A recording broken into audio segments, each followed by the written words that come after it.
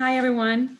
Welcome to the second session of the third day of the Governor's Office of Disability Affairs Conference.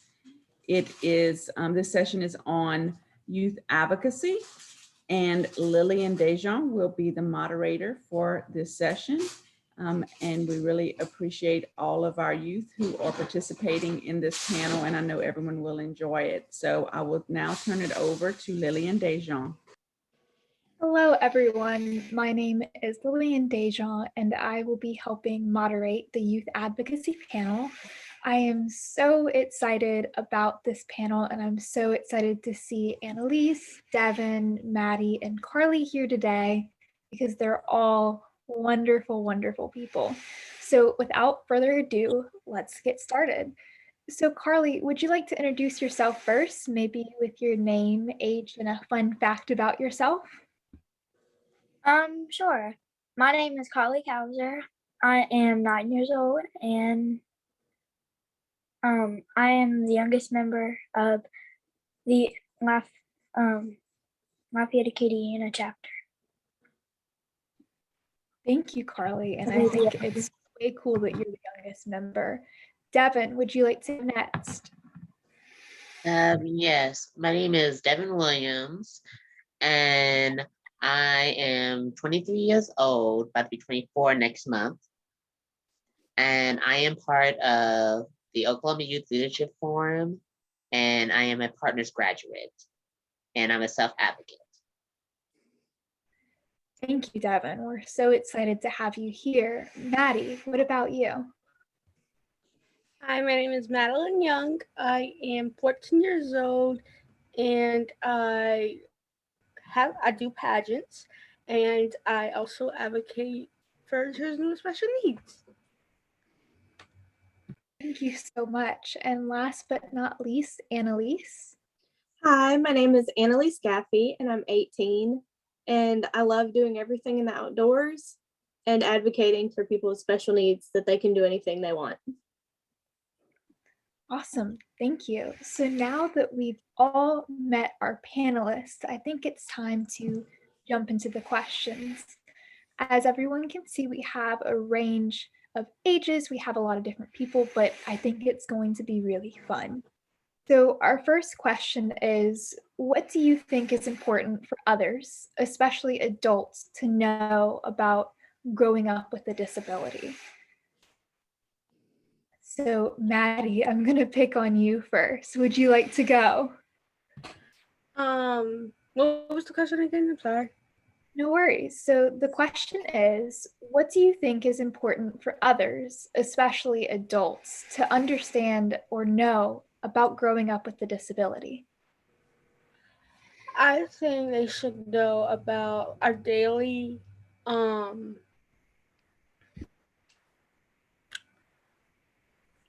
health needs and what we have to live with, and yeah.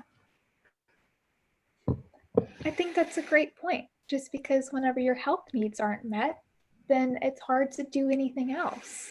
Right. That's so important. Thank you for bringing that to our attention. Devin, you want to go next? I can.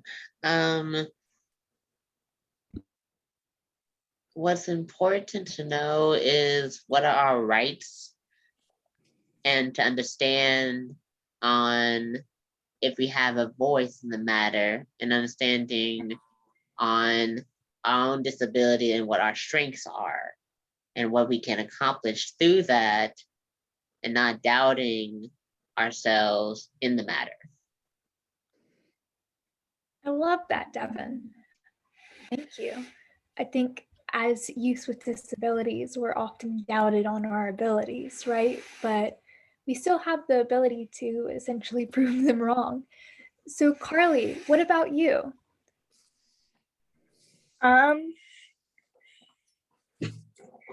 was basically gonna say what Devin was gonna say. Awesome. Well, if you have any other thoughts, just feel free to just shout them out. And Analiese. One thing I think is important that everything should be accessible for us. But if it's not, it's important to realize that we know how to overcome and adapt to our issues and then make the best of what life offers. That's such a great answer. And I think what's really interesting is a lot of our answers are kind of tying together to access to healthcare, knowing our rights, which is about access. And like Annalise was saying, just general access. So the right to live like anyone else. What are some of the challenging parts about growing up with a disability? Does anyone want to share? I mean, Um, the challenging part of it is like they don't, some like family members don't have, or any other businesses don't have wheelchair accessibility, and yeah.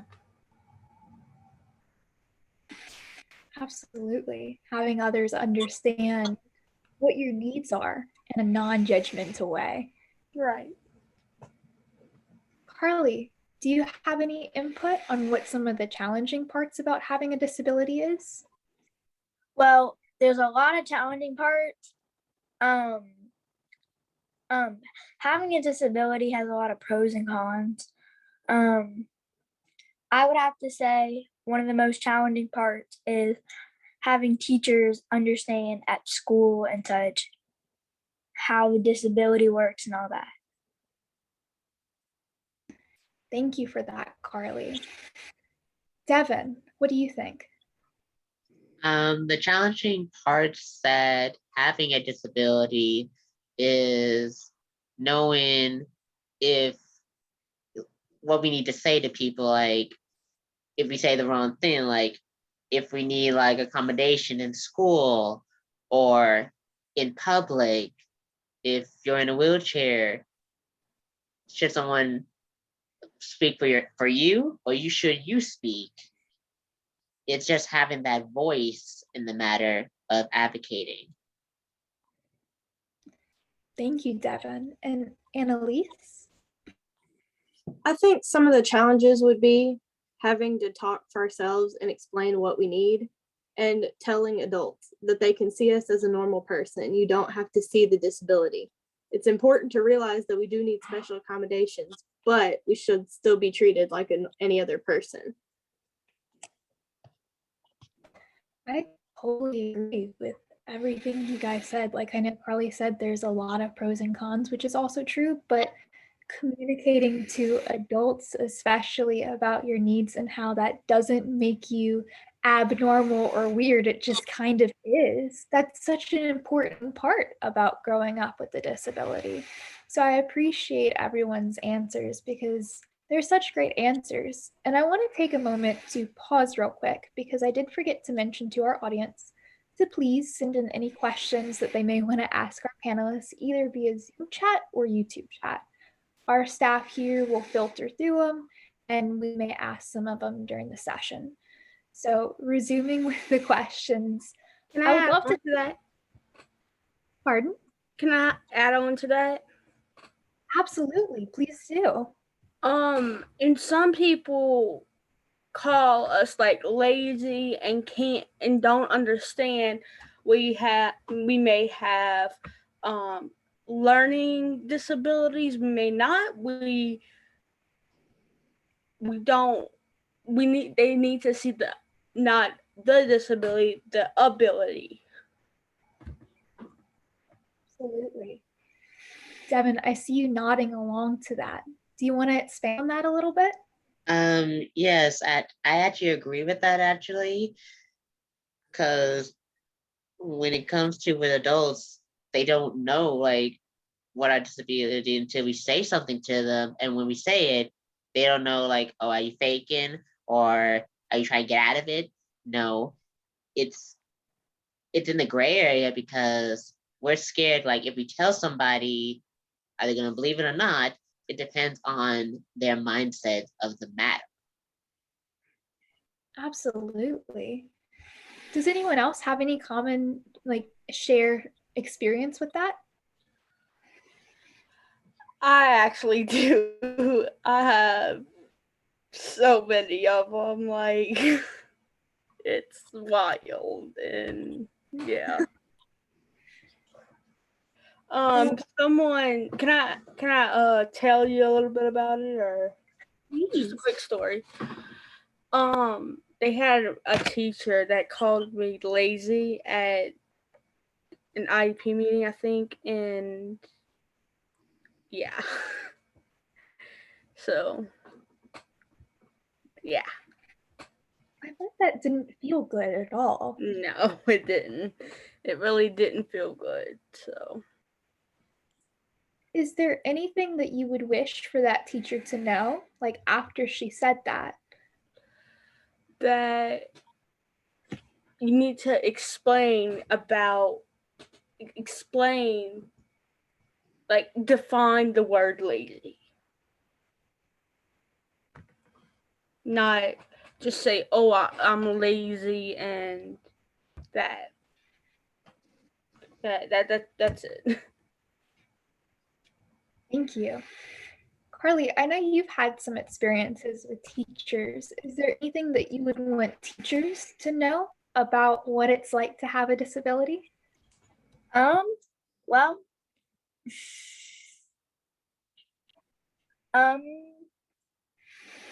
I think if anything, I would want teachers to know that we might, people with disabilities, they might, because sometimes people with disabilities, they try and figure things out.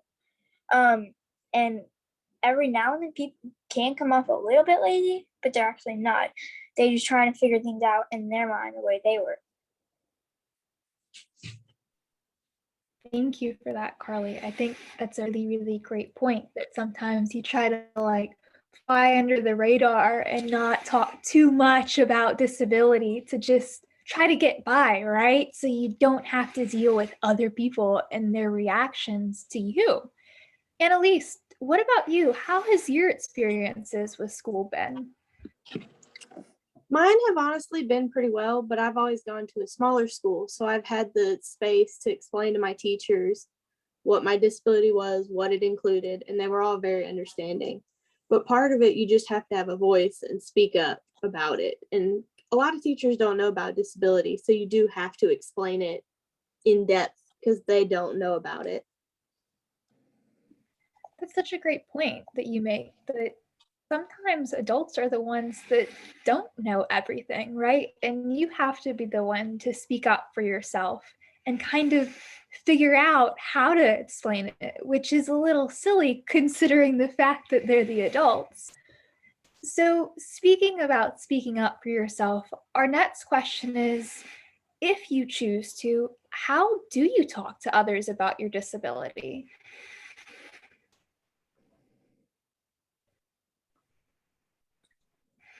I'll go first. I'll go. Sorry. Okay, Karlee, do you want to go?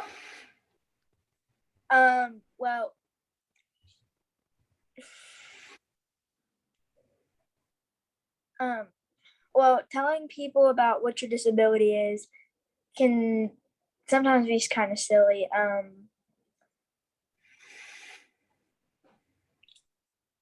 Well, I just tell them that having a disability has a lot of pros and cons again.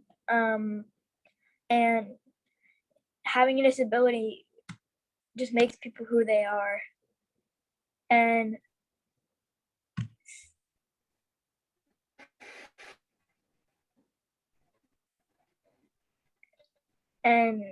we're just normal people. Thank you, Karlee. That's such a fantastic answer. And Annalise, I'm really excited to hear about what you have to say too. I personally choose to tell about my disability using my hobbies because I can explain about it and how I choose to spend my free time and share about my disability. Because I can show what I can do and then I can explain to someone what I can't do or how I can do it differently to me, it opens up the door for conversation more than just coming out and talking just about my disability. That's a great strategy and a great example. Would you mind telling us a little bit about your hobbies? I'd love to hear. A lot of my hobbies include being outside. So I do fishing, hunting, I ride horses, I've done pageants, I've done it all, honestly. So it gives me a broad world to talk to anyone about anything. I do a little bit of everything. Awesome. Thank you. I want to take a moment to recognize some of the comments that are coming in. Lynette says, I love all that is being said. Awesome. There is one person that says, I understand being scared to tell somebody due to the idea of it being that you're going to be judged. And you have no idea what you're going through. But you have to be strong and stand for what you believe in and what you know that you're capable of doing. And I think that speaks to what everyone here is saying today. You know, that fear of being judged once you tell someone, hey, I have this disability. It doesn't really define who I am, but I do have it. But there's still that fear of being judged. But I do want to go back to the question of, if you choose to, how do you talk to others about your disability? And I'd love to hear from either Devin or Maddie on this one. I think you should sit down with the person and say, like, tell them what you have and tell them all about you. Just don't see, like I said earlier, see the ability, not the disability. And tell them, hey, I'm just like a normal person, but with something special, not special, but something like a disability. And tell them I could run. I can't run, but I could play baseball, or I could play all kinds of games, but in my wheelchair. That's a great point. Sometimes you just have to adapt the way you do things. Devin, what about you? From my experience, I learned, and I love what you said to adapting. That's just talk to them calmly, but only if you don't feel comfortable telling everybody, just tell the people that's in your circle. Because I met a student who was not comfortable telling his disability, but he told the people that he trusted because he had a bad experience. And I've been in this situation before on who do I tell? Like, if I tell them this, are they going to believe me or not? But don't hold it in too much, because if you do, then that's how trust issues happen.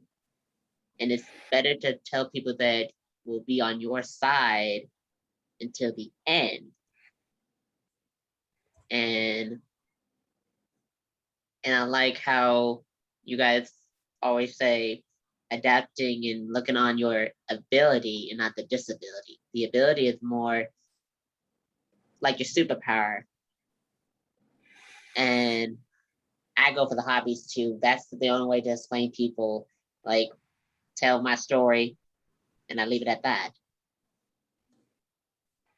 I think that's a great point, that you don't necessarily have to tell everyone ever in your life if you don't want to. You can start small if you want, and it's really up to you how you want to approach things. I know whenever I was younger and I went to school, I didn't want to tell anyone about my disability. I didn't have my cannula at the time, so if I didn't say anything, no one knew. But I felt like other people would see me differently if they knew. And that was my choice. And I would tell a couple people that I trusted, and that's okay too. You know, that's the beauty of self-advocacy, is you get to decide for yourself. So we do have a question in the YouTube chat for us, which is, as you're learning to advocate or speak up for yourself, who is your greatest mentor or role model? to help you learn how to advocate for yourself?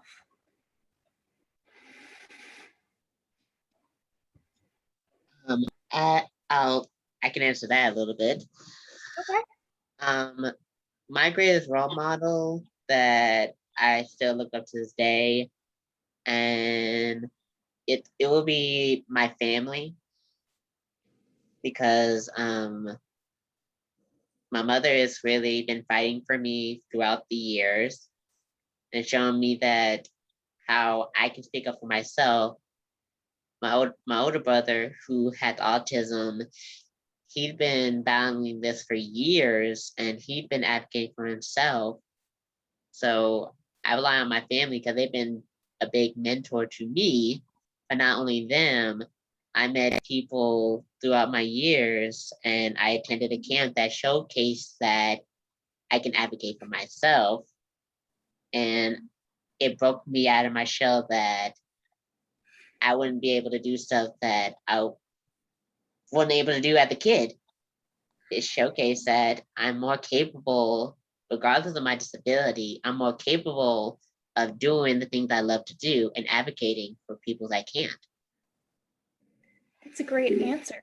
I think you bring up a great point about different camps that kids with disabilities can go to. I went to a lot of camps whenever I was younger, and that was so important for me to know that I wasn't alone, right? So does anyone else want to share about maybe their role models or a camp that they went to? Can I go? Yeah, go ahead. Definitely my parents, my mom, basically. Because she works in that setting. She works with children with special needs, and she advocates not only for me but children with special needs. And the camp that I go to all summer, not all summer long, but is Lions Camp. And I go with my best friend, one of my friends, and yeah. Thank you for sharing that. Analiese, I saw you nodding along. Do you have any input? I agree with Maddie on about the Louisiana Lions Camp because it's here in Leesville and it's for children with disabilities. And I think it's great because kids can go and they can feel normal and they can do any activity they want because there's fishing, archery, BBs, all sorts of fun games that they can play and be around children with disabilities similar to theirs. Thank you. Karlee, do you have any friends or adults that you look up to? Well, mostly I look up to my parents because they've been there for me these years, and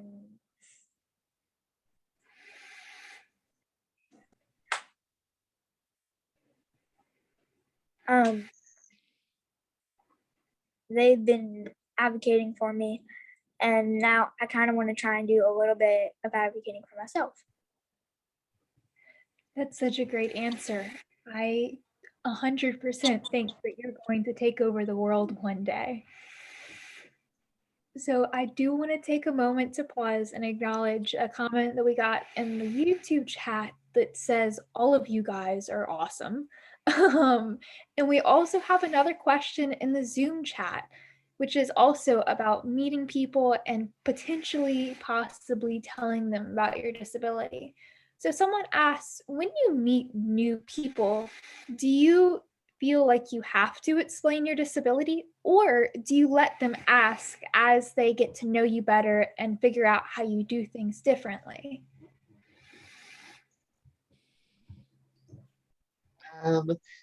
I will let them ask when the conversation gets started, because it's okay to tell them the disability, but it's better for them to get to know you. Then they can have the question on what is your disability, or is there something that I should know about you that you won't tell anybody else? Because that's where the trust is being built, in getting to know someone new. Because I had to learn this, the camp I went to is the Oklahoma Youth Leadership Forum. It taught me about that, actually, on how to communicate with other people that have a disability or don't have a disability, and how to do it in a positive way and not a negative way. Because I've done that when I was little. I've done that. I really have done that. And going to this camp taught me the right way to really build the conversation up when you get to that topic. Thank you. And you bring up such a great point about like negative advocacy and positive advocacy, because it can be so frustrating whenever you encounter someone who may not understand, may not want to understand, right? And you just want to live your life and keep going about your business. And that's really hard when you're facing negativity. So thank you for that. Does anyone else want to take a shot at the question? I agree with Devin. I prefer to get to know people and let them ask the questions, and then they can see me how I live and what I do differently than them. And they can ask, and they can be curious and ask, what is the disability? How does it affect you? All that. And then I can explain. I don't prefer to come out straight out the gate, tell them about it, because sometimes that can almost scare people off because it's intimidating. Absolutely. That's a great point. Sometimes disability is scary to people for some reason. Maddie, I saw you gearing up to answer. What do you want to say? Yeah, I agree with Devin and Analiese, because some people like to come up and say, hey, why are you in a wheelchair? And all sorts of kind of questions. Yeah, I remember whenever I was younger, I walked a bit funny. Kids would always ask me, why do you walk funny? But in my head, I was walking normally because that was just how I did things, and that I wasn't in any pain. I just walked that way. And it was like, what is wrong with you for questioning how I walk? Like, what's so special about how you walk, right? Right. Yeah. Karlee, do you have any thoughts about this? I agree with Devin and Annalise, and it is, I prefer to just let them come up and ask, because it builds up the trust. And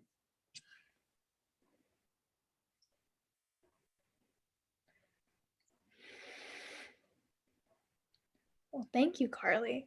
We appreciate your answer. And I would love to talk about what you're comfortable and uncomfortable discussing. Are there any things that you really just don't want to talk about whenever it comes to your disability, or things that you tell anyone on the street? What are your thoughts on that?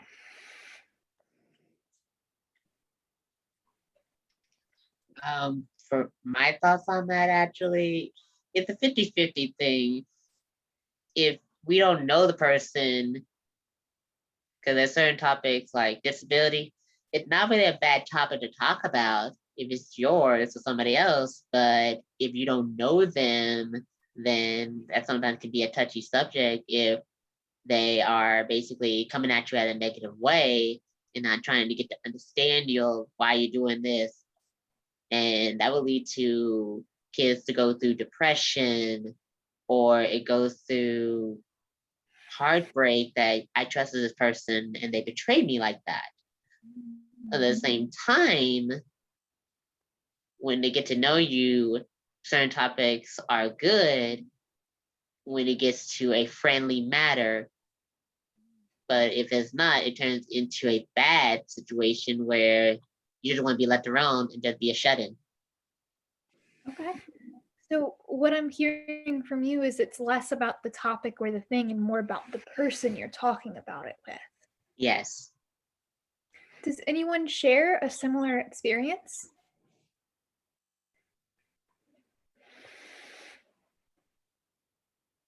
Or are there things that specifically that you'd want to talk about with people whenever it comes to your disability? I'll go. It's like how do you use the bathroom? How do you get your wheelchair and all that type of stuff? And it's funny because it's like I feel like sometimes people ask like the least relevant questions ever. So it's like they ask about things that really just don't matter. And the Right. great things doesn't affect anyone really. Right. Karlee, I see you smiling. What do you think about all this? I totally agree with you. They just talk about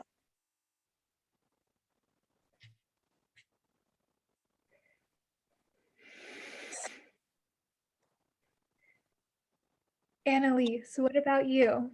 What are your thoughts? I agree that there are some topics that like maybe you shouldn't ask, because if it were a normal person, you wouldn't ask that because it would be terrible to ask. But it also does come back to how they're asking it. What's their approach? Are they being rude?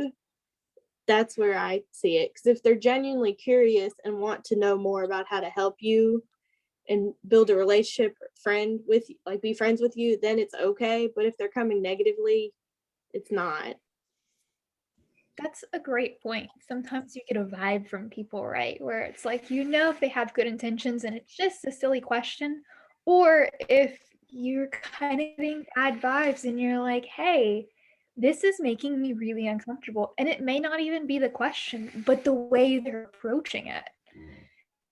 And that kind of lends to one of our other questions is what would prevent you from talking to others about your disability? So it seems like kind of those bad vibes is one of them. Are there anything else that you guys can think of? If the person's acting creepy, or if they're gonna, I don't know, do something to harm you, anything like that, that would be a no-no. So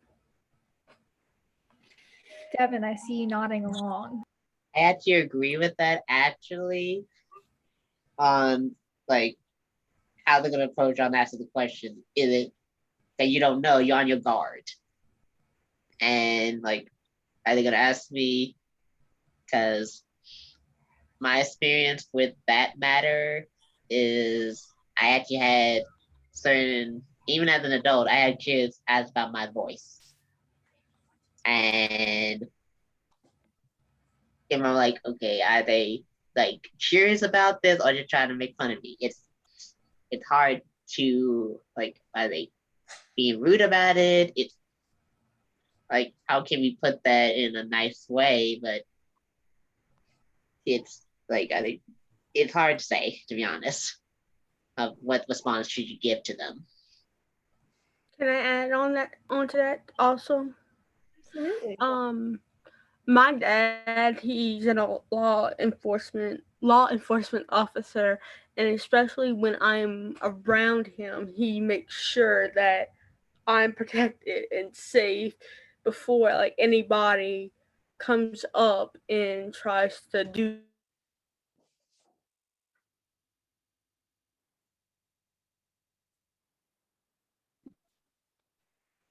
Thank you. You know, I think one thing I know I've had this experience where I don't think a lot of people understand how much we have to talk about our disability, whether it's with doctors or with people who help us with supports or support workers, right? You have to talk about disability a lot in situations where you need to. So sometimes when, it's with, friends or people your age, maybe you just don't want to talk about it because you've already talked about it so much that it's like, I'm kind of tired of talking about this. Can we please talk about television or a video game that I've been playing recently? Because it can be tiring sometimes. Does anyone else have a similar experience to that?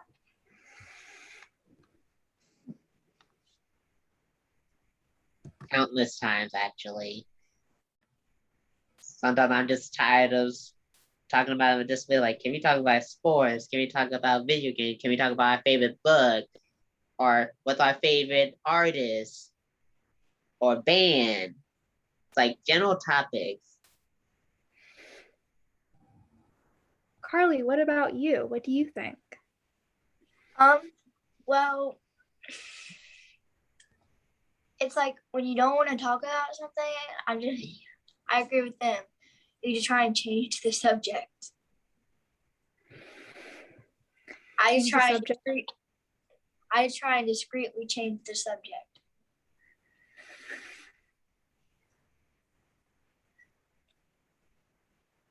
Analiese, I totally agree. sorry.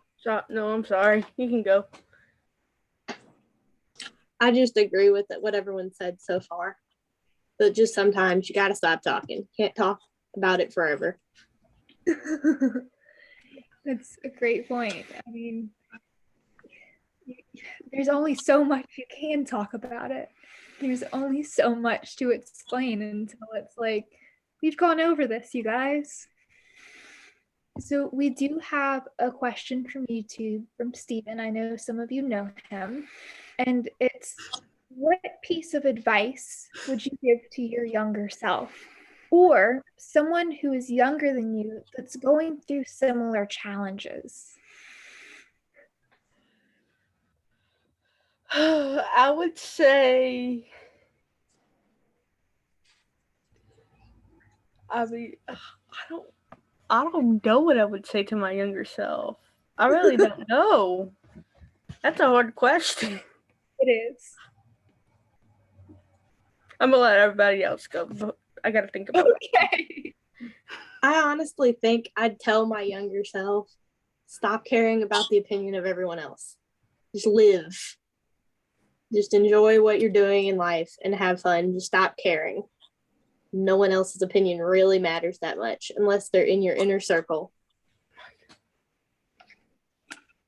Absolutely. Thank you. And I think that speaks to what Devin was saying earlier about. Yeah, I agree what you said. I would tell that to my younger self. Their opinions don't matter, only your opinion and your family. And don't give up on something you want to do and just try it out. If you don't like it, that's fine. But it's just learn to pick yourself back up and don't fall.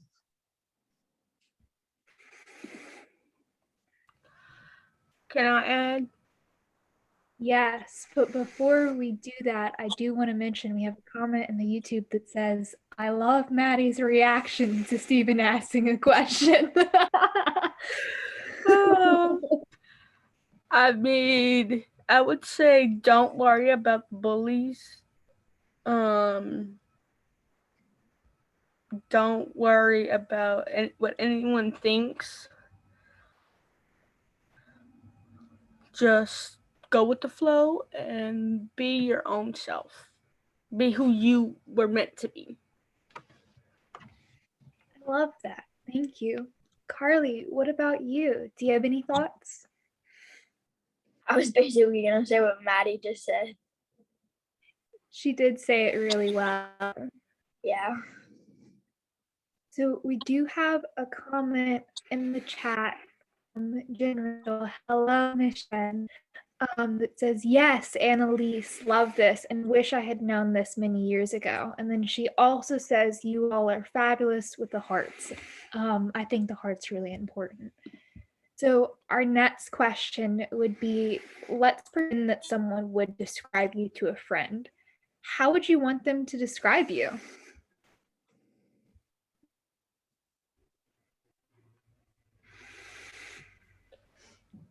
I think they should oh my god, describe me as a person who has a disability, who is unique, who has a disability but is able to do stuff like bathe,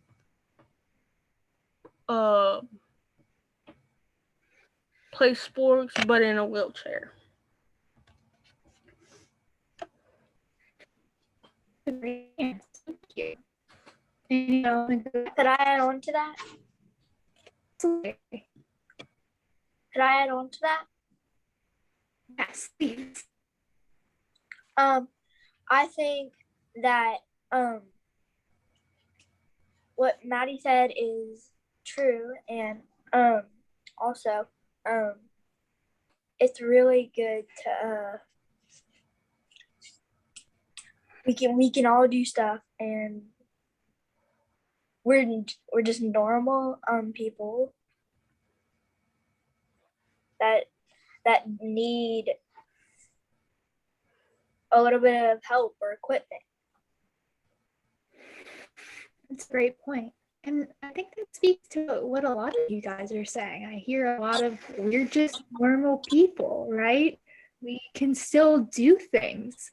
I mean, we live normal lives. We may do things a little bit differently or have a couple extra machines or equipment, but really, we're not all that different.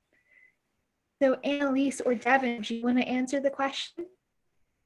I think it's important for people to describe us like our personalities and everything like you would describe a normal person, but that we do have a disability, that we don't let it stop us, and it just changes how we do some things, but that it's not our entire personality. We're still like every other person that has a personality and hobbies and a life, that we're not just our disability. Thank you. And Devin? I actually agree with that. But actually, I agree with everybody that's on here. That we're normal people, and just for people to just describe us as who we are. Don't describe us of what we've been through, but just describe us on who we are, and we're human. Doesn't matter what I look like, as long as you see me as me, that's all it is. It's fair. I mean, I would much rather someone describe me as, like Lillian who loves plants and books and cats than Lillian who's super disabled, right? Because I know that's a lot of people see me that way, but it's like, I am proud of having a disability, but that's not everything. Just like if someone else likes cats, that's not the whole part of their personality. So one thing that I know you guys mentioned were the camps that you guys went to and how it really helped you feel normal and just like everyone else. Maddie and Annalise, would you mind talking a little bit about the Lions camp? You want to go, Annalise? You can go. The Louisiana Lions Camp is a camp for children with many disabilities. They have camps ranging for people with physical disabilities, mental disabilities, diabetes, and a bunch of different camps for them. And they have all sorts of activities, including swimming, archery, BBs, fishing, all sorts of different things. And it makes children feel normal, and they're able to do activities that any other kid can enjoy. And they can also be around people their age. They can make friends with similar disabilities and grow from each other and learn.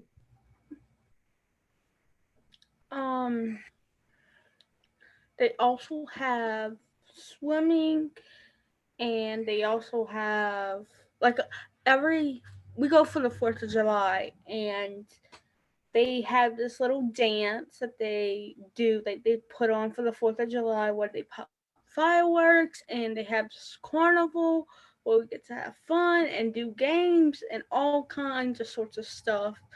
And it also gave me a little independence for in the future. What's the best part about Lions Camp for you guys?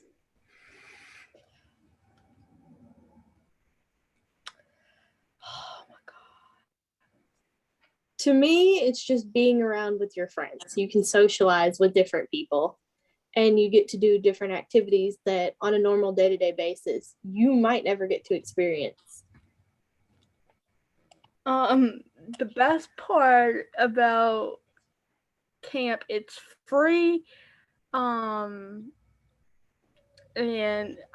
we get to be away from our parents. Sorry, Mom, but I like to have my free time and all, and it's just filled with love and it's like people around you get to know what you're kind of know what you're going through, because they have disabilities just like you. So Thank you for that explanation, you guys. And Karlee, I wanted to ask you, do you have any experiences where you've been around other people with disabilities and that made you feel good? I have bell camp once a year for summer.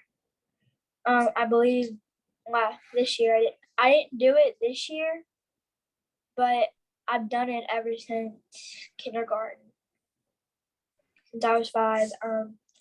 It is very bell camp. They have like these classes like where the people with disabilities, they teach you to read Braille, they teach you to cook in the kitchen. And then after we do all our classes and everything for the day, we get to do like a fun activity like swimming, rock climbing, just stuff that normal people would do. Well, thank you, Kind of like what Karlee. And Analiese says. what's the best part about that for you?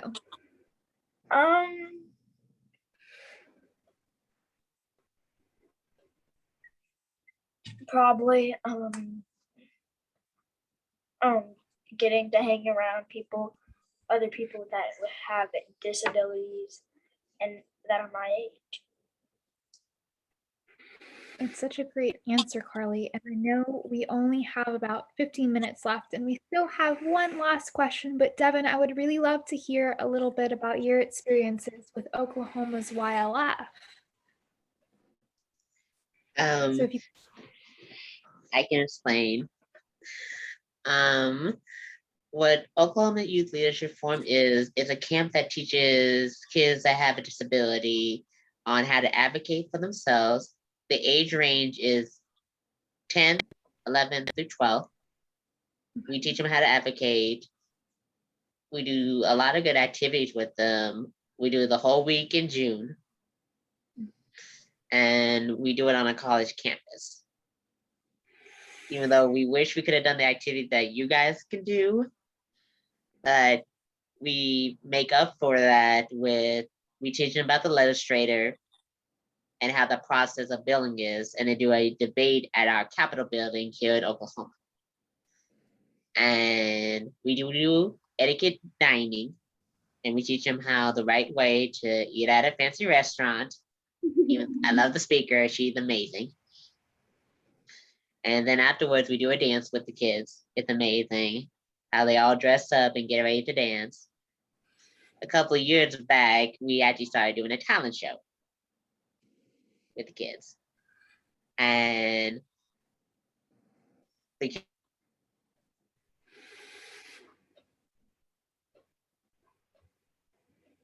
then what they are set out to do. And the best part of it is getting to meet new people and becoming a family with them afterwards. I love that, Devin, and I've had the wonderful opportunity to attend Oklahoma's Youth Leadership Forum, and I feel like I've been adopted by you guys. So yes, y'all, you have.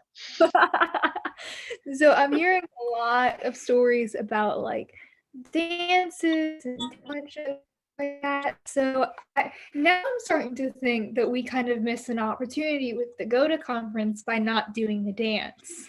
I don't know about you guys, but that's how I'm feeling right now.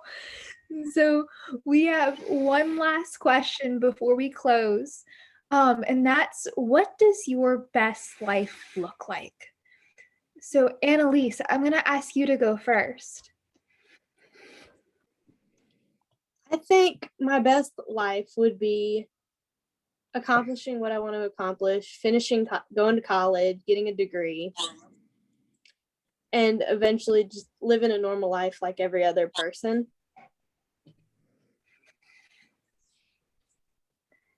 Thank you, Annalise. Matt? My best life would be walking across the stage when I get my high school diploma. Which I have a good AP teacher. He pushes me to like my limits, and he kind of annoys me, but oh well. And I want to go into college and start my cosmetology. I want to open up a cosmetology business and to work harder, but I mean to work smarter and not harder. Well, and harder. So yeah. That's such a great answer. Thank you, Maddie. Karlee, would you like to go next? I was basically gonna say what Annalise said. I totally agree with her. Just want to go to college, get a college degree, and live a normal life. Awesome. Thank you. And then Devin, last but not least. For me is going back to school and finishing up my degree to be a special ed teacher, because I really want to showcase kids that how to live a normal life and how their disability is their strongest power that they have. I love that. Thank you, Devin. I just want to point out some of the comments in the chat.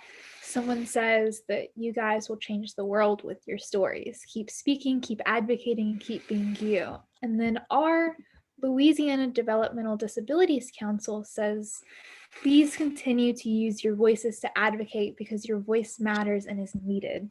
So I think that's a great note to close on. I know we still have a couple minutes left, but there's a lot of questions in the chat that we could go through. I think everyone's enjoyed it so much that we could probably have 100 questions to answer if we really wanted to.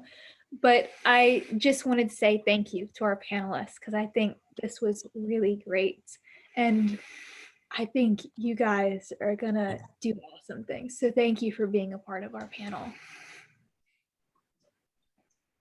Thank you for having us. All right. Well, I will see you guys later.